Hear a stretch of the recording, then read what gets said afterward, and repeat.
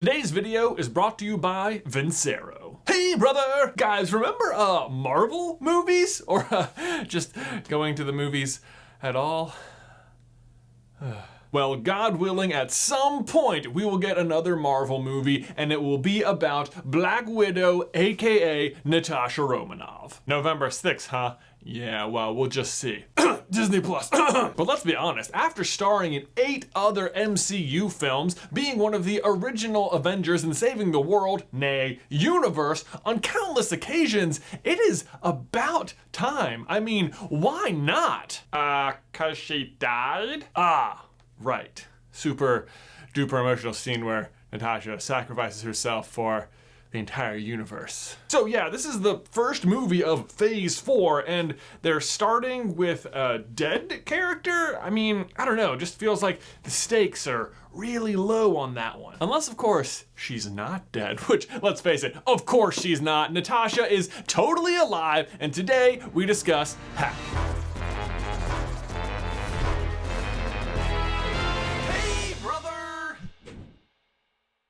Guys, before we dive on in today, I need to give a huge thank you to today's sponsor, Vincero. As you guys know, Vincero has been a supporter of the channel for a very long time now, and they make great affordable watches that set off any look. And right now, not only is Vincero running their biggest sale of the year, but it's also their biggest sale ever. This is to celebrate their 6th anniversary, bravo Vincero, and to celebrate, they are running a 30% off site-wide sale. You don't even need a promo code, it's just automatically applied at checkout. Ben and I wear these watches on the daily, they hold up super well, and I get compliments on them all the time. Plus, to go with their 6-year anniversary, they're also dropping some new collections. My personal favorite is the Outrider. It's got a very rugged look, but still manages to go with just about everything. I also really love their line of sunglasses, which I wear on the daily. They are super comfortable, fully polarized, and like the watches, come at a very good price. Again, this is their biggest sale ever. 30% off, site-wide, no need for a promo code or anything. It's just applied at checkout. If you want to take advantage of that, you can head over to vincerowatches.com/SCB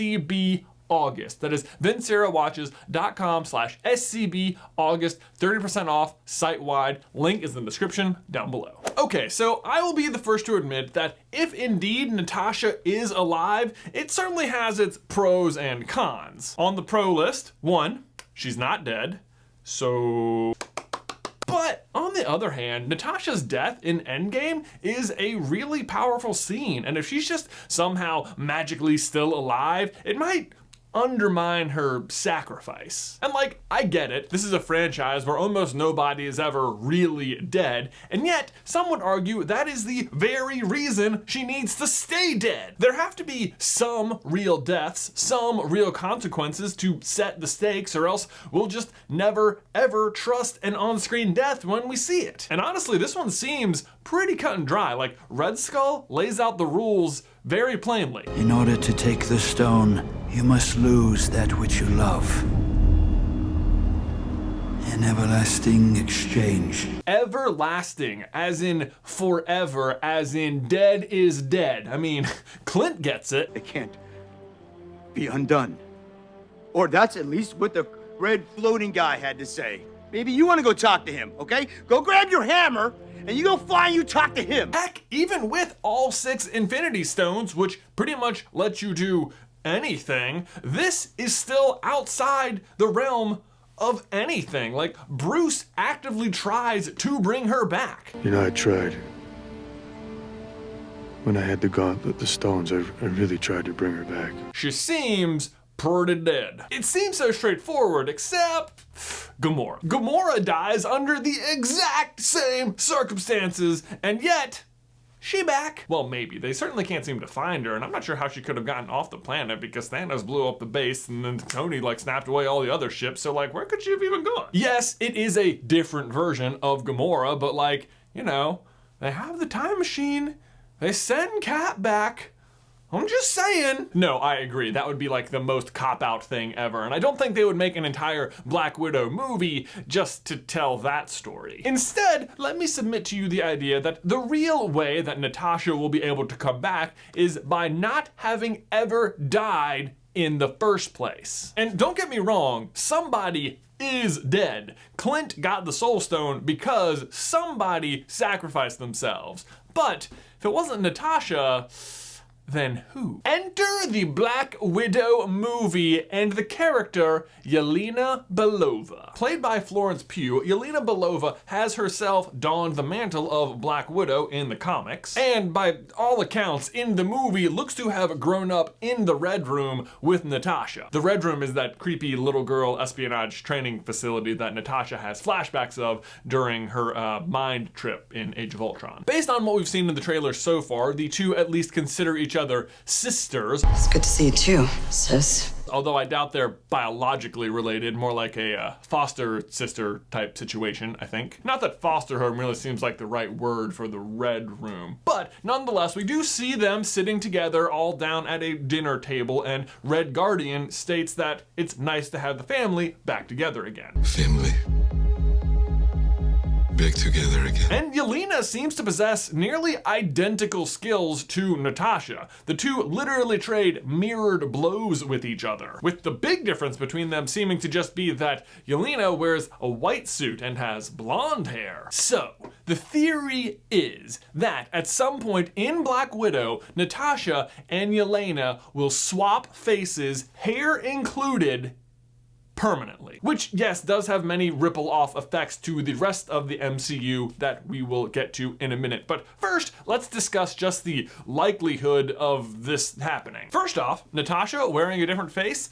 Not even a new idea. This trick was first used back in Captain America: Winter Soldier. Granted, in that case, she was only having to don a mask for about an hour or so. This would be like adopting a whole new identity in a much more permanent way. And guess what? There is possibly even proof of this happening in the trailers right here. Like, do you see what I'm seeing here? That is a cut all the way around her face, almost as if her face is about to be taken off. Plus, consider who the villain of the Black Widow movie is going to be. Taskmaster. This guy's power is that he can witness and then instantly reproduce an opponent's physical actions. Meaning, once Taskmaster has mastered an opponent's physical movements, he can predict exactly what they're going to do next every time. That makes him almost unbeatable in hand-to-hand combat, especially if he has already fought you. And not for nothing, but Natasha and Yelena, both hand-to-hand fighters. So, how will they beat him? By face swapping. The two share nearly identical skill sets and can reproduce each other's moves perfectly anyway. But inevitably they are going to be a little bit different, and that one mistake by Taskmaster I think is all one of them will need to exploit his weakness and take him down, and he'll make the wrong calculation because he'll think he's fighting the wrong sister. The only problem is then, of course, that they are stuck with each other's faces. I honestly think they're already showing you swapped people in the trailers. Like, whenever you see Nat in a white suit, I think that's actually Yelena post-swap. Okay, but so if Nat and Yelena swap places, how does that affect other movies in the MCU? Does that mean we've been seeing Yelena instead? In fact, it does. Black Widow takes place between Civil War and Infinity War, meaning that Nat will already have gone into hiding with Steve, and that when we see her in Infinity War and Endgame, it's actually Yelena. I know that might be kind of a big pill to swallow, but I assure you it is quite possible, and I think they've even been laying a few hints here and there for us. First of all, let's talk about Nat's hair in Infinity War. You probably noticed that it wasn't her signature red, but instead blonde. And no, I am not saying this is actually just Yelena's blonde hair. That would not be a very good disguise. Plus, the directors have already said that Nat's hair, Steve's beard, and Wanda's accent all changing are part of their efforts to remain undercover now that they're all fugitives. And I guess Falcon just didn't get the memo. But just because that's the real reason doesn't mean it can't also be serving as a hint to her true identity. And if it is indeed Yelena, the fact that it's blonde might be because she jumped at the chance to be blonde again. But then we jump ahead 5 more years to Endgame, and I think her hair continues to be symbolic. Obviously the red has started to grow out again, but it's mingled, it's mixed. Sure, they're no longer on the run, so there's no reason to keep dyeing it, but to me this is also symbolic of how much of Nat's identity Yelena has really accepted as her own new reality. And while we're here, let's examine this line she says to Steve. I used to have nothing. And then I got this job. This family. Now, you could interpret this as, after Thanos, I had nothing. Then I got this job running the Avengers, and now I've got a family. That is certainly the way they want you to interpret it, but also it's not really true. Natasha had plenty before she had this. I mean, she was an Avenger. I mean, yeah, she was on the run for a few years, but with people I'm sure she would consider family. And before that, the team was in full force, and she was maybe even gonna start dating one of the other members. And before that, she was a high-ranking member of S.H.I.E.L.D., so not nothing. Yelena, on the other hand, while I don't know very much about her actual past, the trailers at least make it look like whatever semblance of family she ever enjoyed has been gone for a while now. And if she grew up in the Red Room, she probably didn't experience much familial love of any kind. It doesn't seem like Nat did. And it certainly seems possible that all the other people at that table in Black Widow are gonna die, since none of them show up to help fight Thanos at the end of Endgame. And that would definitely leave her with quite a bit of nothing. And if she had just swapped identities, she wouldn't even have that. Speaking of almost dating though, there is also the question of the unresolved romance between Bruce and Natasha. Hi, Bruce.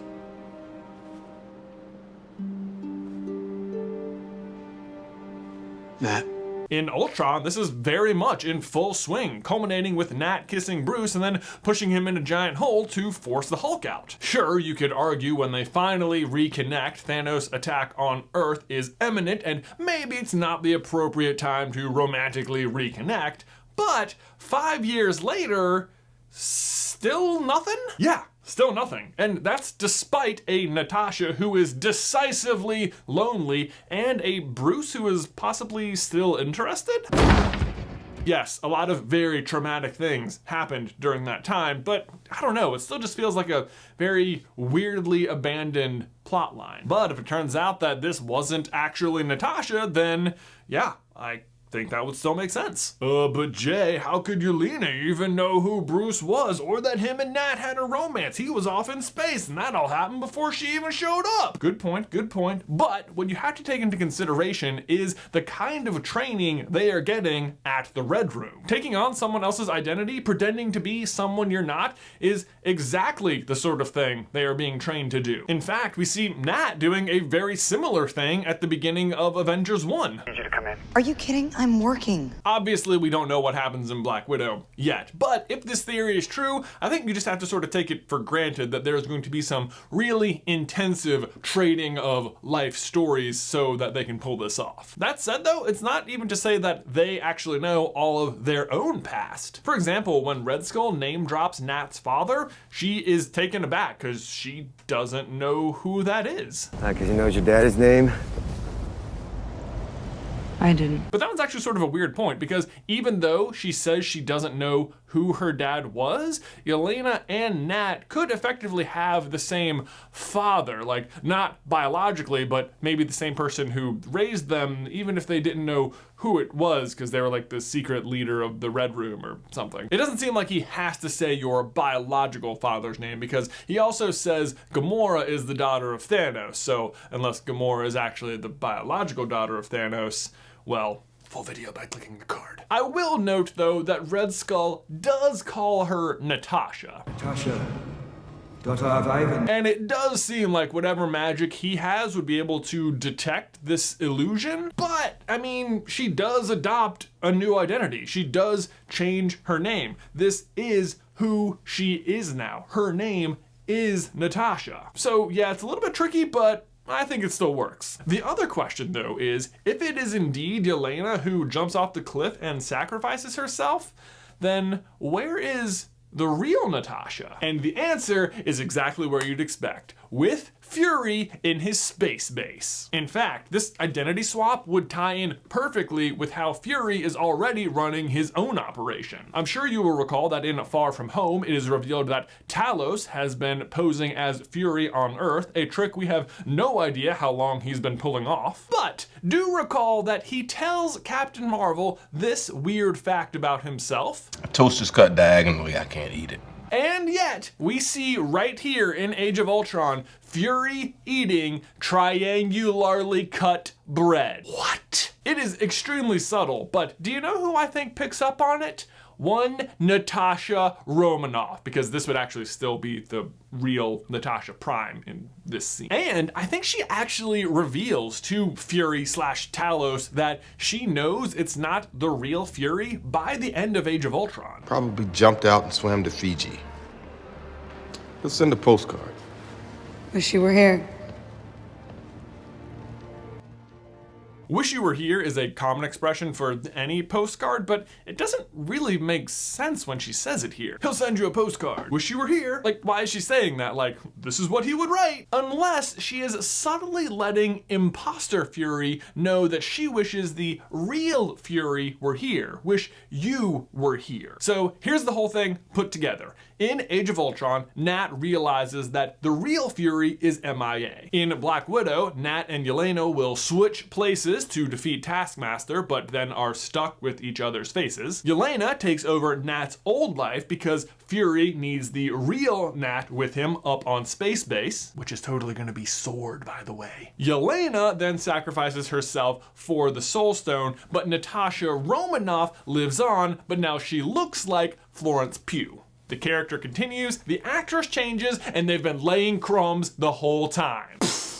Ooh, what if the real reason Bruce can't bring Nat back is because she ain't dead? Although actually I still don't think that would work because the Soul Stone trade is still permanent, so never mind. Hey you guys, we are excited to announce the return of the Friday night trivia live stream, so join us this Friday, August 14th at 6 p.m. Eastern. This is going to be a medley quiz consisting of everything we covered here at Super Carlin Brothers, so you can expect questions from Disney, Pixar, Marvel, Star Wars, Harry Potter, and maybe a few Last Airbender questions. So come join us, find out, do you have what it takes to be the champion of them all? See you Friday. Anyway, Ben, my question for you and everybody else is, what do you think? Is Natasha Romanoff still alive? Let me know your thoughts in the towel section down below. Thanks so much for watching today's video. Please remember to leave a like on it if you haven't already, and subscribe so you don't miss any future Marvel content from us. If you want to see what happened to Gamora, you can check out this video right here. But until next time, Ben, I will see you in another life, brother.